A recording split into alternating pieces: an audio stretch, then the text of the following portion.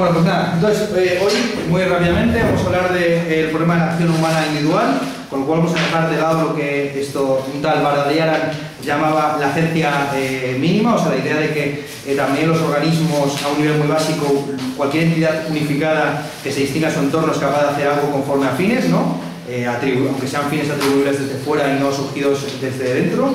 Aquí lo que vamos a hablar es simplemente, que sería un tipo de agencia sin representación, aquí vamos a hablar de agencia individual con representación en los seres humanos, ¿no? Entonces dejamos de lado, por supuesto, la agencia compartida y la intencionalidad colectiva, ¿no? Que esto si queréis podéis buscar por internet.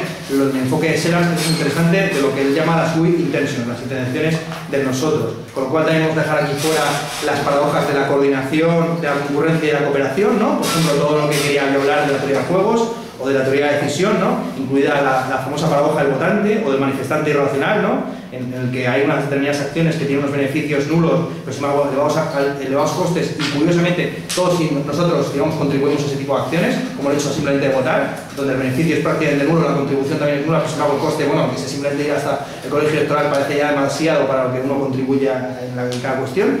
Y del mismo modo también dejo de fuera un tema que también sería interesante, que a lo mejor lo buscaréis, teniendo en cuenta que estamos a unos días de las elecciones, el teorema de posibilidad de democracia de Arrow, ¿no? Que para mí también es muy, muy definitivo. Bueno, lo que vamos a hablar aquí en realidad es sobre el sentido de la acción, ¿no?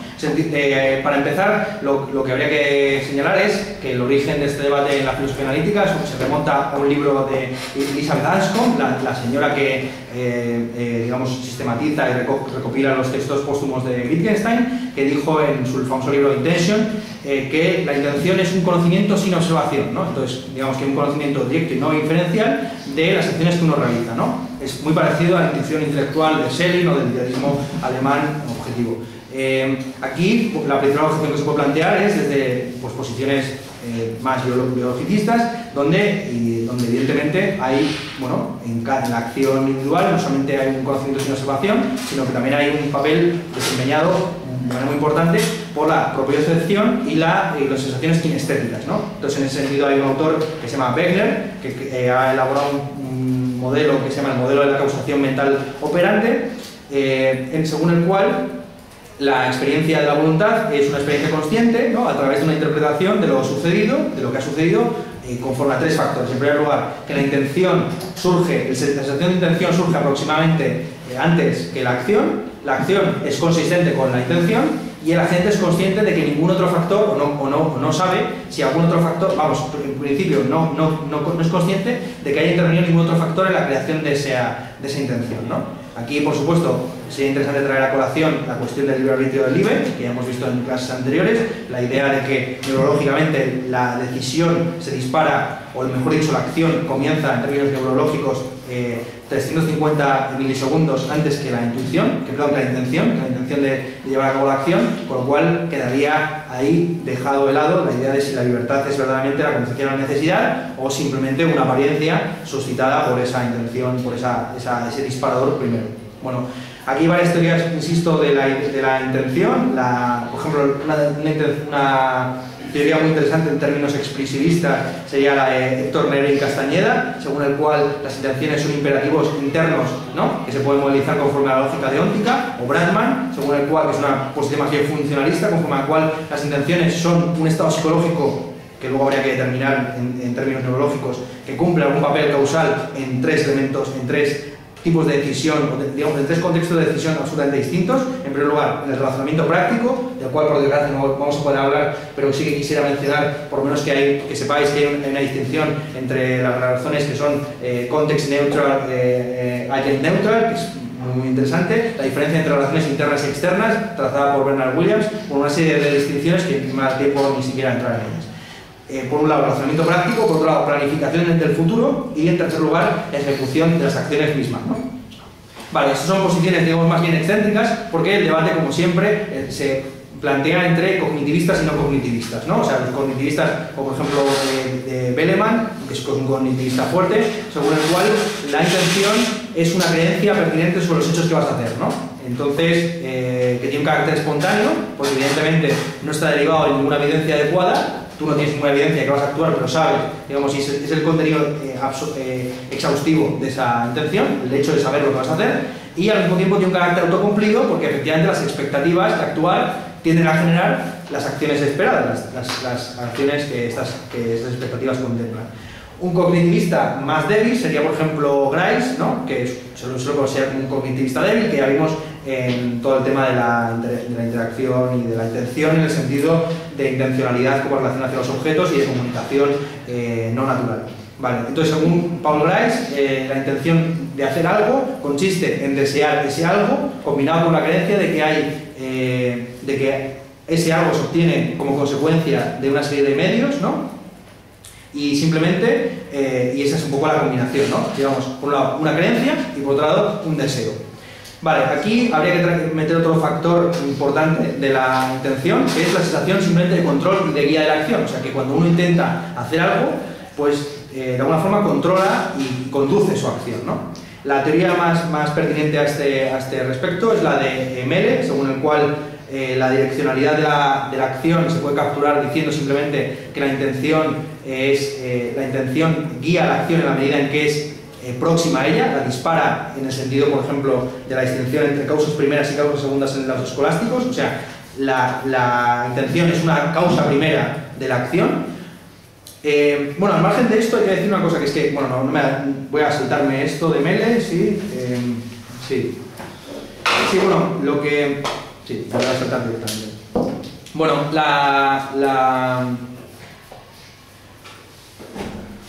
sí, vale, entonces la idea, otra cuestión importante que surge en relación con la intención es si la intención es un estado mental, ¿no? Bueno, creo que me da tiempo a contarlo de Melle, yo creo que es interesante, ¿no? Lo que quería contaros de Melle, al margen un poco de su teoría de que la intención tiene que estar próxima en el sentido escolástico del término a la acción, es que él tiene unas objeciones muy pertinentes a la idea de que la intención no se aplica a acciones conductuales relacionadas con el mundo objetivo externo, sino también a decisiones mentales, ¿no? O sea, Melle tiene una objeción bastante potente contra la idea de agencia mental, contra la idea de cuando uno decide, por ejemplo, en términos mentales, está actuando sui generis dentro de su mente, ¿no?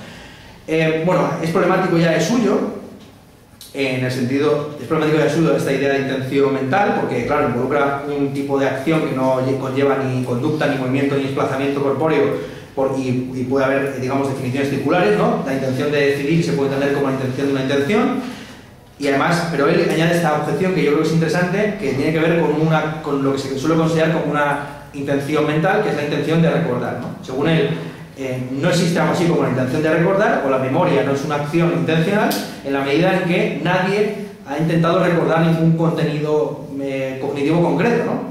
Es una posición interesante, claro, porque si hubieras buscado en concreto si hubieras buscado ese contenido mental en concreto, ya lo tendrías y no tendrías que recordarlo, ¿no? Entonces la idea de que la mente de la memoria se ejercita y no simplemente acontece, está aquí puesta en tela de juicio por Melle, con esta objeción puntual de que por lo menos la memoria parece que simplemente acontece y no es una agencia, no es una acción, es un suceso, es una pasión, pero no es una acción. Vale.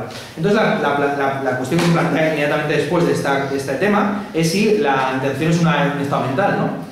Bueno, la mayor parte de los autores creen que sí, ¿no? Por ejemplo, un tal O'Shaughnessy está bastante a favor de que la intención es un elemento primitivo de la conciencia animal y que se puede reescribir del siguiente modo, ¿no? Cuando tú dices Antón, por ejemplo, Antón intentó encender la luz, ¿no? Se puede también reescribir de la siguiente forma: Antón hizo algo dirigido a encender la luz, ¿no? Vale, aquí lo que hace es, esta posición, lo que hace es saltarse el estado mental, ¿no? Es decir, define intención como otra acción, ¿vale? Lo que es interesante de esta posición, que insisto que es una posición según la cual las intenciones no son estados mentales, sino que son otras acciones que generan acciones a su vez ya observables. El problema de esta posición, insisto, es que viola la condición que había planteado Melle. Si recordáis, bueno, lo he dicho hace 5 minutos, ¿no? Pero la posición de Melle es que para que algo sea intención tiene que ser una causa primera de una acción.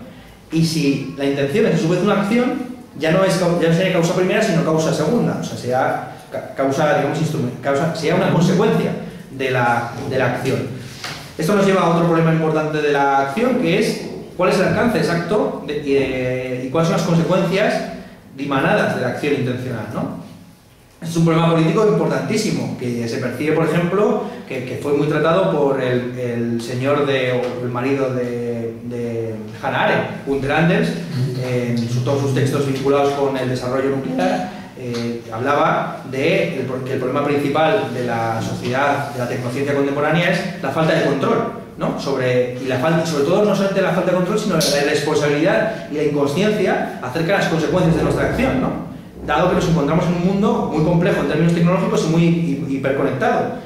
Entonces, claro, nos encontramos en una situación en la que ya no es un individuo el que parece ser responsable de las acciones que se están llevando a cabo en la sociedad, sino que es la propia sociedad la que está delinquiendo en caso de que se delinca, ¿no? Entonces, se violaría un principio jurídico muy importante, que es societas delinquere non potens, ¿no? La sociedad no puede delinquir. Claro, pero cuando nos vemos en casos como el estudiado, o el, mejor dicho, grabado en la película de Claude Lanzmann, SOA, ¿no? Del peluquero que estaba rapando a las señoras judías antes de ser gaseadas, ¿no? Para que luego ese pelo fuera utilizado para peluquerías. No sé si habéis visto la película, es una película de 8 horas que no recurre a ninguna imagen documental de cómo sucedió el holocausto en Auschwitz, sino que simplemente va a entrevistar a supervivientes, pero claro, los supervivientes son deyectos, son corruptos, ¿no? Este es el problema de Adorno de cómo sobrevivir a la tragedia sin ser tú corresponsable de la misma, ¿no? Entonces tienes al que arrastró los cadáveres durante 3 años, que lo hizo de manera tan lacaya que pudo sobrevivir a sus sucesivas ejecuciones del campo de concentración.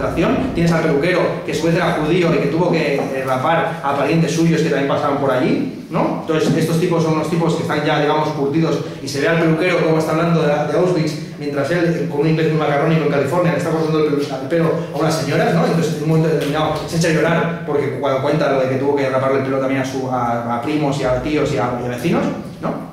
Aquí, claro, lo que encontramos es que, evidentemente, estos individuos, o el tipo que también entrevista a Claude Lanzmann en esa película, el tipo que firmaba los permisos de que los trenes llegaran hasta Auschwitz, ¿no? Cuando le pregunta a Lanzmann, ¿pero usted sabía que hasta ese sitio, hasta Treblinka, tan solo llegaban trenes de pasajeros y no llegaban trenes de suministros, ¿no?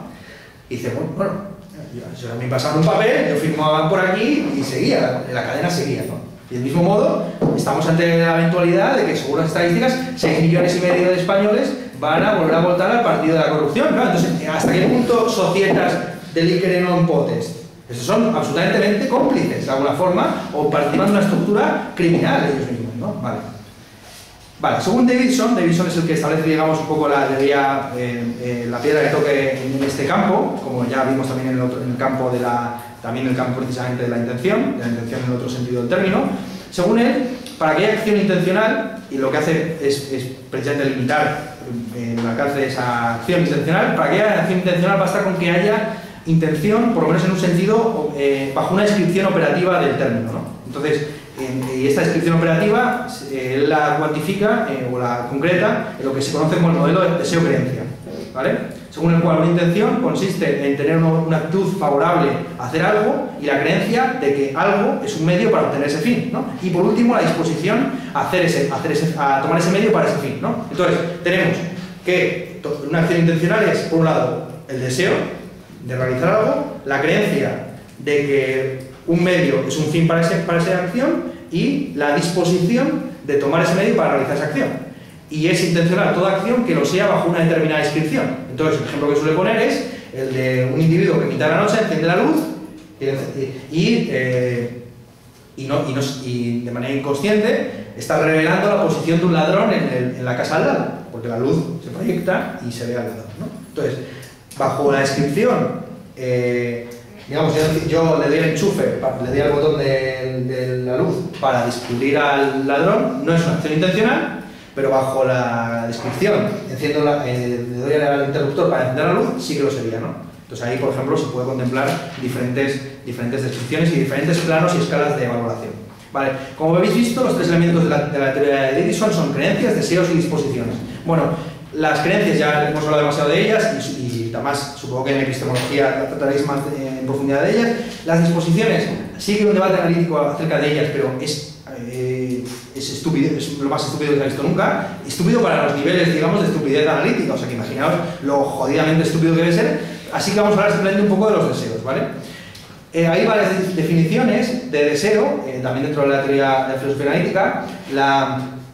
La primera de ellas sería, por ejemplo, la definición del deseo conforme a la acción o en base a la acción, que tiene también diferentes modulaciones. Vamos a ir muy rápido, desde, por ejemplo, posiciones muy extremas como la de Anscombe, según el cual la cita textual, la señal primitiva de querer es intentar, hasta posiciones más sofisticadas y moderadas, como puede ser, por ejemplo, la de Michael Smith, ¿no? Según la cual desear algo es estar dispuesto a tomar cualquier acción que uno crea que va a propiciar la ocurrencia de ese algo, ¿no?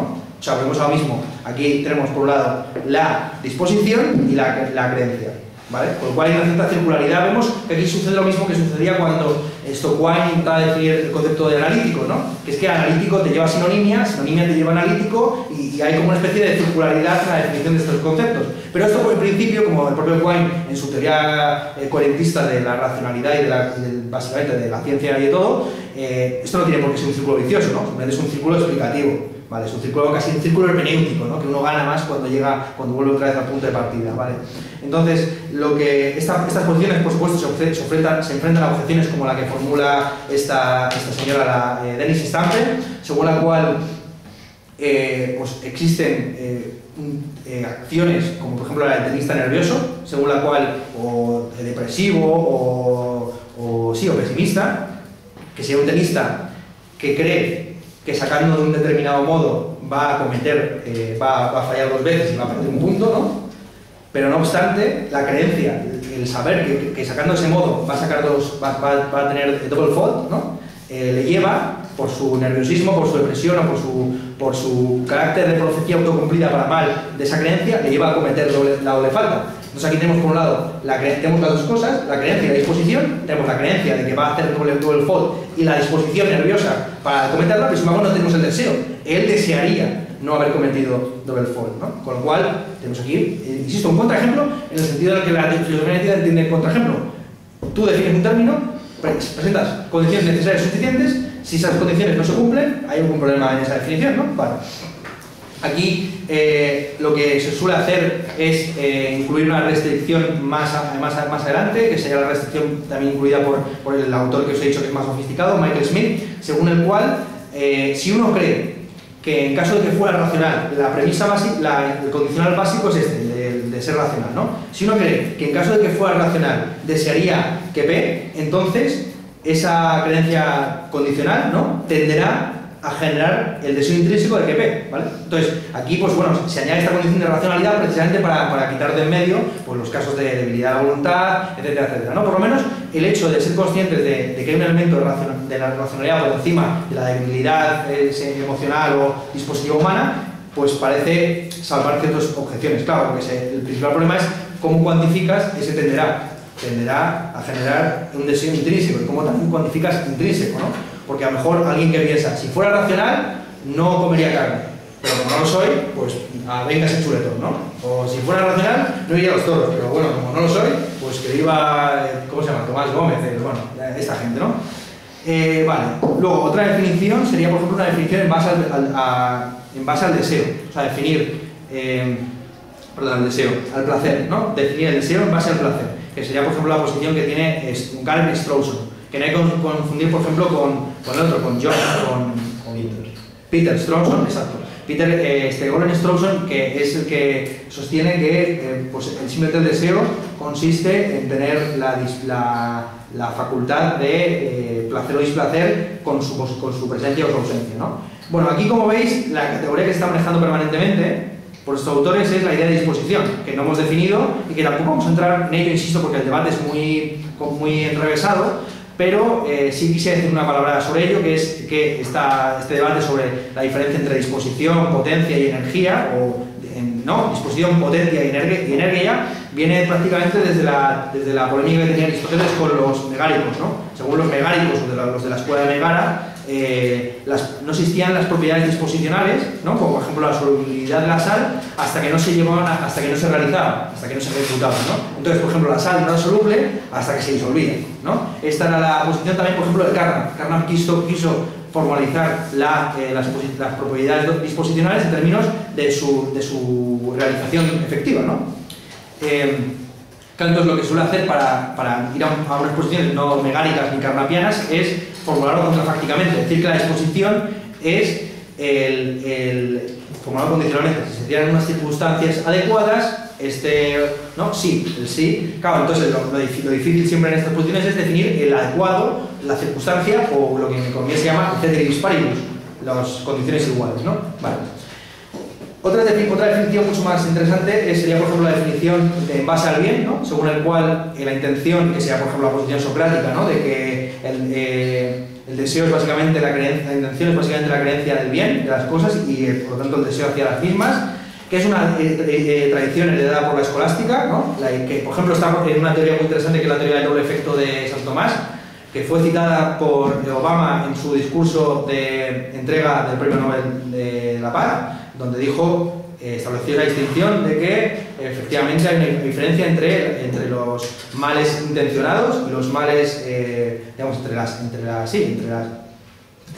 los muertos colaterales no intencionados y los muertos intencionados, ¿no? Por ejemplo, un ejemplo de muerte colateral pues serían los muertos en la invasión de Irak y Afganistán, frente a los muertos intencionados, que serían, por ejemplo, los muertos en Hiroshima y Nagasaki, que son un medio para obtener el fin, ¿no? O sea, están perfectamente dentro del esquema de visionario.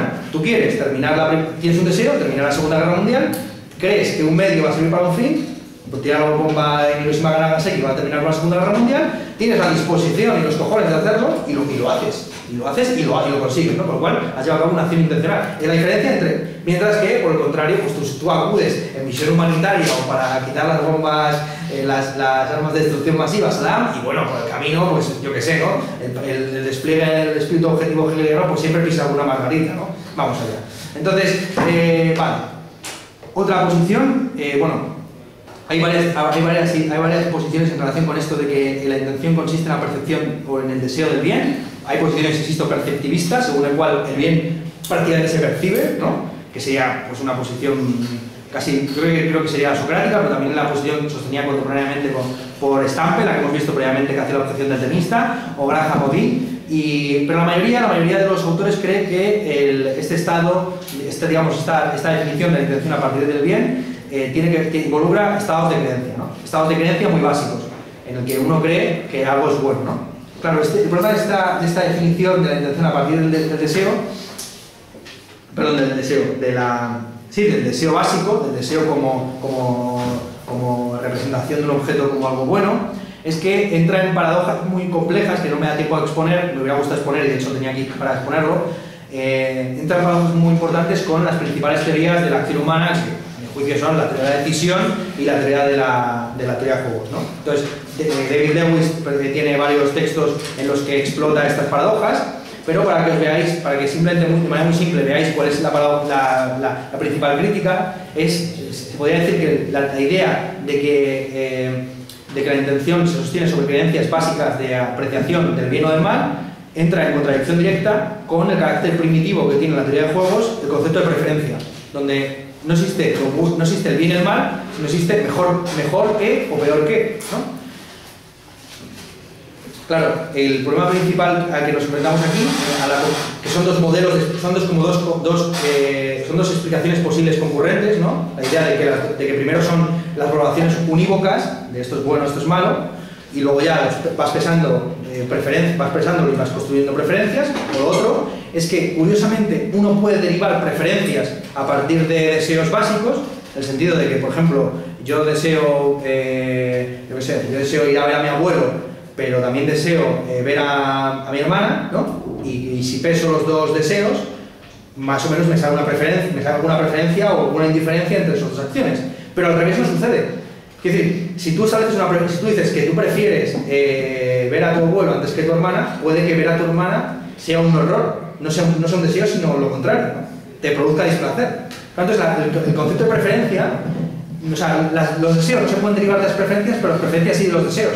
Con lo cual, aquí dejo también, porque aquí, claro, la cuestión es, ¿qué es más básico entonces? Las preferencias, que no se pueden derivar de los deseos, o las preferencias que sí se pueden derivar de los deseos, o los deseos que no se pueden derivar de las preferencias. Lo dejo ahí para que lo rumiéis en vuestra casa. Vale. Por supuesto, hay definiciones de la intención en base a la acción. Del deseo, estoy diciendo todo el rato intención, pero es deseo, perdón. Del deseo en base a la atención, según la cual desear algo es básicamente atender a las razones a favor de ello, ¿no? Esta sería, por ejemplo, la teoría de Thomas Scallon. Scallon es un autor fundamental para la teoría de la justicia en filosofía analítica contemporánea, a nivel, digamos, de John Rawls o de los muy grandes de la disciplina. O sea, sí, uno de los más importantes, yo creo, más que publicó un libro en 2001 que prácticamente creó historia, ¿no? El de What We Owe to Each Other, bueno, no recuerdo muy bien el título, pero básicamente la idea es tomar, la idea suya de su teoría moral, que es muy interesante, es tomar el concepto de razón como algo primitivo. O sea, decir que deseas algo básicamente consiste en decir que hay una razón a favor de ello, y ahí el concepto de razón no es un concepto muy de razón con mayúsculas, sino simplemente como de motivo o de peso a favor, ¿no? Y entonces, efectivamente, sí, desear algo consiste en que ese algo se te presente constantemente o que tú proyectes la atención hacia él de tal forma que vayan surgiendo consideraciones razonables a favor del mismo. Vale, ya cierro y cierro dentro de muy poco diciendo lo siguiente. Hay otra definición del deseo que sería la definición en base al aprendizaje, que es la definición más contraintuitiva, pero sin embargo la que tiene mayor evidencia empírica a su base, ¿no? Que es, por ejemplo, la teoría que tienen Dretske, que ya hemos visto en varias ocasiones, Schroeder, Morillo, que dice lo siguiente: desear algo consiste en utilizar representaciones de ese algo para conducir un aprendizaje basado en recompensas. Como veis, es una definición muy rara, pero se apoya en el hecho de que parece ser que la mayor parte de los fenómenos asociados con el deseo, por ejemplo el placer, o la atención, o en cierto modo la creencia, están ejemplificados, organizados en una sola estructura neurológica, que es el sistema de refuerzo y recompensa a través de la emisión de dopamina, ¿no? Entonces, en ese sentido, desear algo o no desearlo formaría parte del esquema adaptativo del organismo humano, ¿vale? Para ir aprendiendo del entorno, qué es lo que funciona o no funciona en términos afectivos, ¿no? Y en eso consistía el deseo, en ir aprendiendo mediante un esquema de refuerzo de castigo, ¿vale? Es curiosamente la más interesante, la que más se aproxima, digamos, al estado de cosas científico a día de hoy, ¿vale?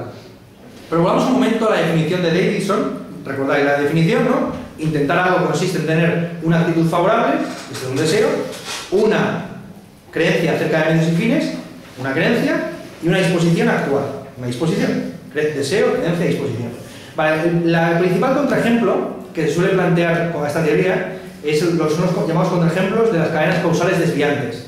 3 ejemplos. Yo quiero matar a mi abuelo, con lo cual cojo el coche, voy caminando desde la casa de mi abuelo y atropello sin querer a un anciano. Cuando me bajo del coche descubro que es mi abuelo, ¿no? Entonces, de alguna forma, he matado a mi abuelo, aunque no sea consciente de lo mismo. Otro ejemplo. Yo me quiero suicidar, estoy en lo alto del techo, de aquí del edificio, bueno, este edificio no. Me quiero suicidar, estoy en lo alto de un edificio, tengo el deseo de tirarme, tengo una relación de medios y fines que es si me tiro caigo, y tengo la disposición de tirarme, pero sin embargo no me tiro yo, sino que me empuja alguien por la espalda. O por último, otro ejemplo. Por último, me toca la lotería, ¿no? O sea, tengo una actitud favorable, deseo ganar la lotería. Y tengo una creencia de medios y fines, creo que si voy a comprarlo a la Manolita, pues me tocará. Y tengo la disposición de actuar tanto que me chupo toda la cola de Manolita para comprar y no solamente eso, sino que le froto a un calvo el papeleta, ¿no? Y me toca, coño. Entonces, tienes todo, tienes la creencia, tienes el deseo, tienes la disposición, pero no hay acción intencional, ¿no? En ninguno de los 3 casos, aparentemente, el primero y el segundo son casos más bajos, pero el tercero, evidentemente, no. Son casos en los que hay intención aparentemente, pero no hay acción, por lo menos no hay acción en el sentido de la agencia intencional que estamos hablando, ¿no? Lo que aquí Davidson hizo contra esos contraejemplos es plantear una cláusula añadida, que es que además del deseo, la creencia y la disposición, tiene que haber una relación causal apropiada entre la intención y lo sucedido, ¿no? Así, en este caso, A y B serían casos más bien como vagos, ¿no? En el que A sería más bien un caso vago a favor de que sí que ha sido una acción intencional, ¿no? Y B sería porque de alguna forma estabas llevando a cabo un medio para un fin, porque había que coger el coche inevitablemente para matar a tu abuelo, aunque tú no sabías que iba a ser tan sencillo como simplemente ir por el camino. El caso B, de tirarte por la ventana o por el edificio y tal, es un caso vago hacia que no es una acción intencional, y el caso C evidentemente no lo es porque no existe una relación causal apropiada, ¿no? Porque tú estás rezando a la Virgen para que tu padre pase el cáncer, pero sin embargo, eso no es una acción intencional, ¿no? No hay Virgen. Vale, entonces, aquí inevitablemente tenemos que pasar de la intención a la habilidad, al poder causal. Porque parece que a primera vista, si uno analiza un poco la bibliografía sobre las habilidades, ya hemos hablado de los deseos, hemos hablado de disposiciones, hemos hablado de las intenciones, las habilidades a primera vista parece que son las disposiciones de los agentes, ¿no? Igual, perdón, del mismo modo que los objetos tienen disposiciones, la sal tiene la disposición a ser soluble, la agencia se expresa potencialmente a través de habilidades, ¿no? Y de hecho hay una distinción, una distinción clásica en teoría de las disposiciones, que es la diferencia entre disposición canónica y disposición convencional. Una disposición canónica es aquella que es realizable en condiciones ceteris paribus, sin trampa ni cartón, muy definidas, ¿vale? Lo de trampa y cartón para una chorrada es lo más importante de todo. Y disposiciones convencionales, que son disposiciones que agrupan diversas disposiciones canónicas y que son múltiples realizables. Ya sabemos lo que es múltiples realizables, así que no lo voy a explicar, ¿no? Y en principio se pueden expresar a través de este tipo de cadenas disyuntivas que tenemos en la primera clase, ¿no? Y del mismo modo que existe esta distinción, por ejemplo, entre inflamable, sentido genérico, y, en concreto, este papel, ahora inflamable, ¿no? Son dos disposiciones distintas, una mucho más concreta, canónica, y otra más genérica y convencional. Pues también habría la diferencia entre habilidades genéricas, por ejemplo, la habilidad del tenista en abstracto para sacar, y habilidades concretas, como que Rafa Nadal se va a sacar una determinada bola durante la final de Wimbledon, ¿no? Esta distinción además es crucial porque permite hacer frente a las objeciones de suficiencia, las objeciones contra la idea de que tener una habilidad es suficiente para realizar una acción. Porque, por ejemplo, permite contemplar la posibilidad de que alguien sea hábil, pero sin embargo tenga errores puntuales. Rafa Nadal puede fallar algún saque en Wimbledon y puede cometer el double fault sin por ello perder la habilidad Es más, esta distinción entre habilidades genéricas y habilidades concretas se podría también establecer entre habilidades y know-how. Un pianista al que le hubiera amputado ambos brazos todavía sabría tocar el piano aunque no tuviera la habilidad concreta de realizarlo, ¿no? Bueno, lo del know-how no voy a entrar en ello, pero que sepáis que también es la diferencia entre know-how y know-what, entre savoir-faire y el saber cognitivo. Está en un artículo muy famoso del año 50 y tantos de Gilbert Wright, el que escribió el libro del fantasma de la máquina. Vale. Esta distinción sirve para solucionar los problemas para responder a las objeciones contra la condición de posibilidad. Pero contra la condición de necesidad es más difícil, ¿no? Las objeciones contra la idea de necesidad es que tú haces una acción sin habilidad. O sea, que la habilidad no es necesaria para realizar la acción, ¿no? El ejemplo más claro serían los casos de éxito por chiripa o de acciones puntuales. ¿Existe la habilidad de ganar las elecciones? ¿O se ganan las elecciones puntualmente? Muchas de las acciones humanas son irrepetibles en ese sentido, ¿no? ¿En qué sentido? Además, lo más gracioso es que la relación entre habilidades genéricas y habilidades concretas, o entre know-how y habilidades en general, se puede decir que es la misma relación, supongo que lo veréis con Mauricio, ¿no? La relación que existe entre probabilidad y frecuencia, ¿no? Entre frecuencia observable y probabilidad de un evento, ¿no? Pero claro, ¿cuál es la probabilidad de una frecuencia que tan solo contempla un solo caso, ¿no?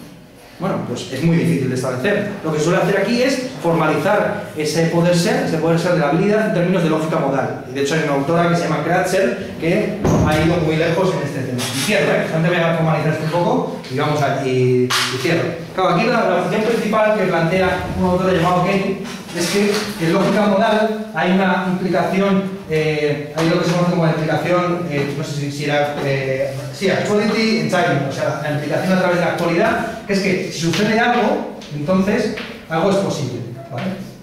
Vale, entonces, bajo esta premisa, ¿vale?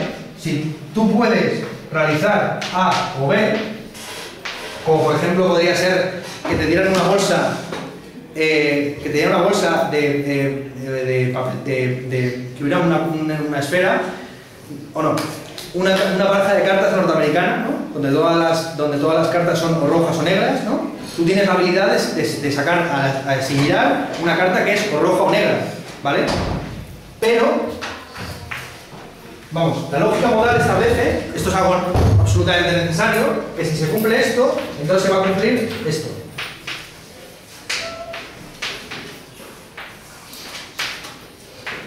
¿vale? Si es posible que tú saques una carta blanca o una carta negra o una carta roja, entonces tienes como la habilidad, si la habilidad es la posibilidad, ¿no? Tienes la habilidad de sacar o una carta blanca o una carta negra o una carta roja. Pero tú no puedes. Quiero decir, salvo que seas un mago maravilloso, tú no puedes sacar una carta negra. Si te piden sacar una negra o una roja, pues está chupado, porque cualquiera la va, ¿vale? Pero de ahí no se deriva lo que se tendría que derivar, con lo cual la habilidad de alguna forma no se comporta conforme a la lógica modal. Para mí esta es una objeción poderosísima, o sea, esta es la objeción más poderosa que he visto en todo el curso, ¿no? La solución que ofrecen, por ejemplo, los nuevos disposicionalistas, y aquí termino, es... Bueno, voy a terminar sin más y voy a contar lo de los disposicionalistas, son un poco mierdas, ya está. Entonces, bueno, pues con esto termino, ya está. Insisto que también quedaría y sería interesante contemplar toda la cuestión de la racionalidad práctica. Y bueno, con esto terminan ya estas clases de prácticas de filosofía de la mente. Muchas gracias a todos por venir. Espero que por lo menos hayáis visto, aunque os haya parecido un horror, pues cómo se abordan estos temas desde esta tradición. Y que, si queréis, seguimos en contacto, tenéis mi mail, podemos continuar hablando de estos temas fuera o dentro de las aulas, ¿no? Bueno, hasta. Muchas gracias.